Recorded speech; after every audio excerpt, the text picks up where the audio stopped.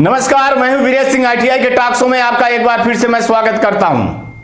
आज का मुद्दा है कि आखिर राजस्थान में इतनी आईटीआई डीएफिलिएशन क्यों हो रही हैं। क्या ये डीजीटी का गुस्सा है या फिर ये आंदोलन का कुछ और, तर्क का वितर्क या रिएक्शन का इन्फेक्शन जो आप लोग कह रहे हो। तो मैं आज आपको स्पष्ट कर रहा हूं, तो आप ये देख लीजिए, या तो जा करके एनसीबीटी एमआईएस के पोर्टल में जाइए और लिस्ट को देखिए कि आखिर क्यों प्राइवेट आईटीआई जो है तो डीएफिलिएशन हुई है, क्या कारण है। तो मैं आपको पहले बता दूं कि मैं प्रिंट निकाल करके देखा हूं। पहली बार एक तो डीजीटी ने हिंदी में लिखा है, अच्छी बात है। और डीजीटी के अधिकारियों से मेरे सलाह है कि सर आप लोग एक इंग्लिश का निकालिए पेपर और लेटर और एक हिंदी का। देखिए बहुत सारे आईटीआई वाले इतने पढ़े लिखे नहीं है कि वो इंग्लिश जाने, तो आपको दो भाषी है और ये हमारा राइट भी है, हमारा कानून भी है कि आप हिंदी में एक लेटर देंगे तो आप हिंदी में लेटर दिया करिए ताकि स्पष्ट हो जाए, सारी लोग जान जाए। अब बताइए कि संस्थान का पता परिवर्तन हो चुका है, वर्तमान टाउन में नाम नहीं लूंगा, स्थान परिवर्तन कर दिए हैं, इसलिए डीएफिलिएशन कर दिए गए हैं। निरीक्षण के दौरान पाया गया कि नियमानुसार कार्यशाला का अभाव पाया गया है, छात्र और तथा स्टाफ अनुपस्थित थे। आप भी देख सकते हो, मेरे कहने पे मत जाइए, आप जाइए एनसीबीटी के एमआईएस पोर्टल पे, वहां पे डीएफिलिएशन की लिस्ट है तो देख लीजिए। आप लोग जो आरोप लगाते हैं कि डीजीटी जो है तो दुर्भावना बस कार्रवाई कर रही है, हम आंदोलन किए हैं और हम लोगों ने इतनी शिकायत किया है, हम लोगों ने धरना प्रदर्शन किया है या हम लोगों ने ऐसा कुछ किया है तो उसकी कार्रवाई कर रही है, तो स्पष्ट रूप से आप देख लीजिए कि आखिर किस बात की सही है किस बात की नहीं है। निरीक्षण के दौरान संस्थान में कोई अधिकारी नहीं पाया गया, दूरभाष पे वार्ता हुई तो निरीक्षण के लिए मना कर दिए। निरीक्षण के दौरान आईटीआई के स्टाफ अनुपस्थित पाए गए। वास्तव में प्रवेश की संख्या पुष्टि प्रवेश पोर्टल पे नहीं हो पाई है। संस्थान में सचिव द्वारा प्रवेश संख्या बताने में असमर्थता जाहिर की गई है। निरीक्षण के दौरान वहां पे पते पे आईटीआई थी ही नहीं। अब बताइए, भला बताइए, निरीक्षण के दौरान संस्थान के दोनों अनुदेशक उपस्थित नहीं थे। सभी बच्चों को एक ही कमरे में बंद रखा था और किसी भी प्रकार की प्रैक्टिकल की ट्रेनिंग नहीं दी जा रही थी। सोच लीजिएगा, संस्थान में प्रवेश सत्र 2018 से शून्य है अभी तक। निरीक्षण के दौरान संस्थान बंद पाया गया। संस्थान को बोला गया कि नवीन भवन में स्थानांतरित करने की कार्रवाई होने को बताया गया बिना आदेश के। सोचिए, निरीक्षण के दौरान बंद पाया गया और उस भवन में निजी स्कूल चल रही है। अब जहां पे आईटीआई थी, निरीक्षण के दौरान पाया गया कि संस्थान के परिसर में विद्यालय चल रहा है। निरीक्षण के दौरान पूर्णतः बंद पाया गया।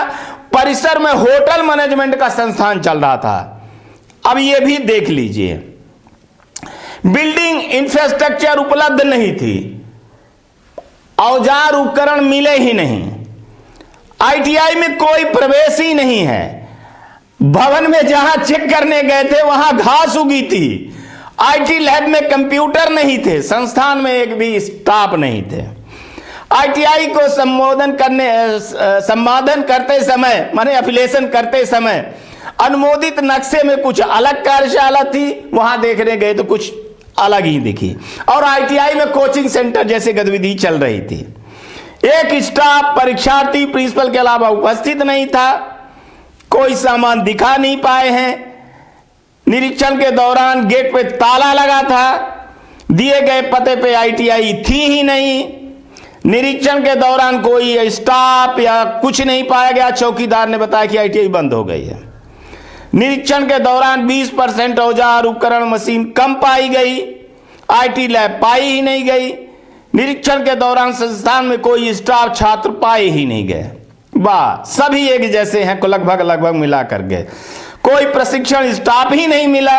एक प्रिंसिपल महोदय उपस्थित थे तो उस संस्थान में जो है तो डिफेंस एकेडमी का संचालन चल रहा था। अब निरीक्षण के दौरान संस्थान में ताला लगा था। ऊपरी छत में टीन की शेड नहीं थी, माने ऊपरी छत पे टीन शेड नहीं था। अच्छा, माने शेड ही नहीं था। वाह, खाली, माने सोचिए, आप कह भी नहीं सकता हूं।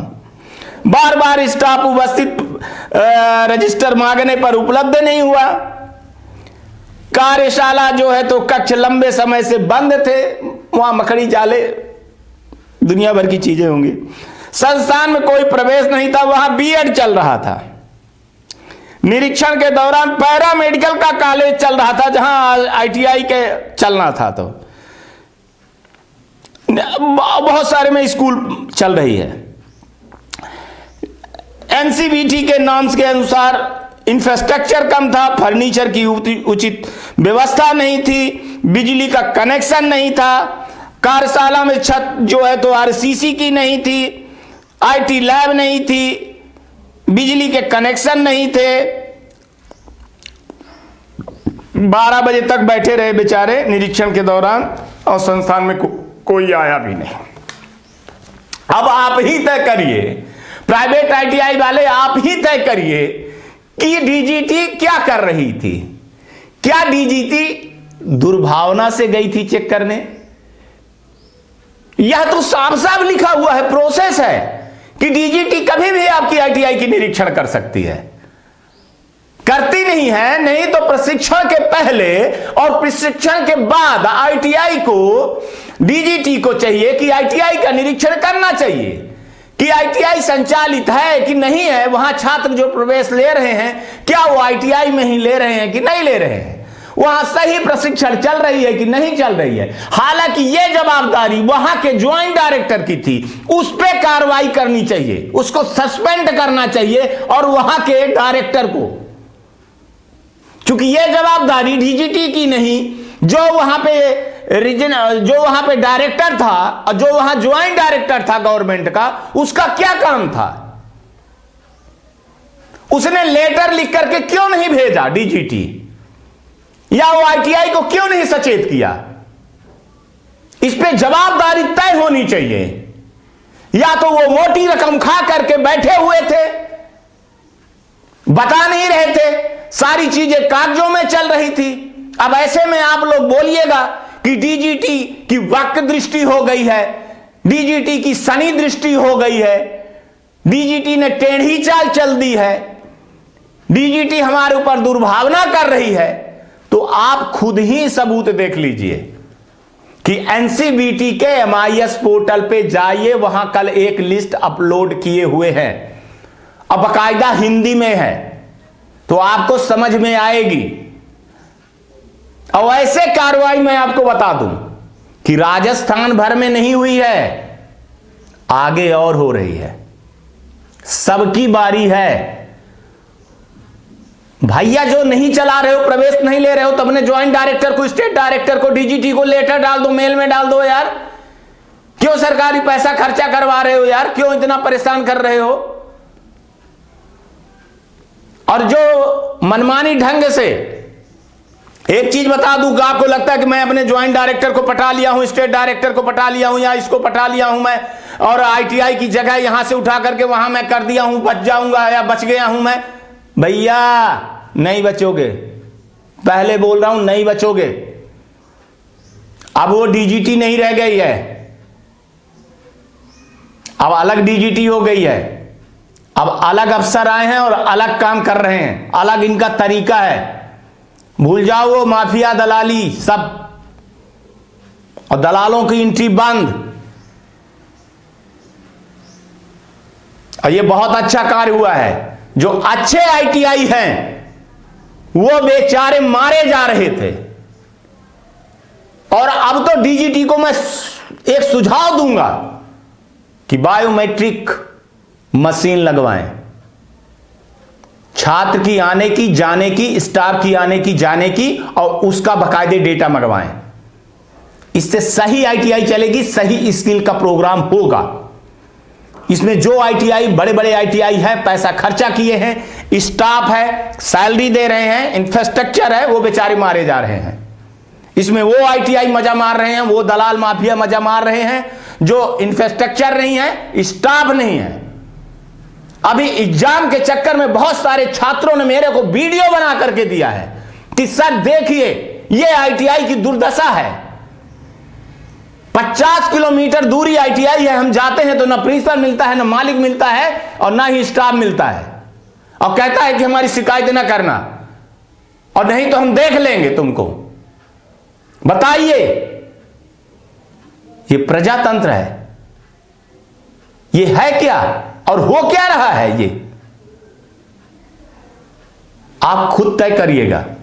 ये वीडियो देखिएगा और फिर एनसीवीटी के पोर्टल पे जाइएगा, लिस्ट को डाउनलोड करिएगा, आंख खोल करके देखिएगा। नहीं समझ में आएगा तो फोन नंबर तुम्हें नीचे मेरे चल ही रहे हैं, फोन लगा लीजिएगा, मैं जवाब दे दूंगा आपको और हर चीज समझा दूंगा। बस आप समझने के लिए तैयार हो, जो आप होते नहीं हो एक्चुअली में समझने के लिए। तो आज तक के लिए इतना ही। आगे फिर किसी मुद्दे पे आऊंगा, तब बात करूंगा। तब तक आप लोग अपना भी ध्यान रखिएगा, आसपास सफाई रखिए, बुजुर्गों को ध्यान रखिए।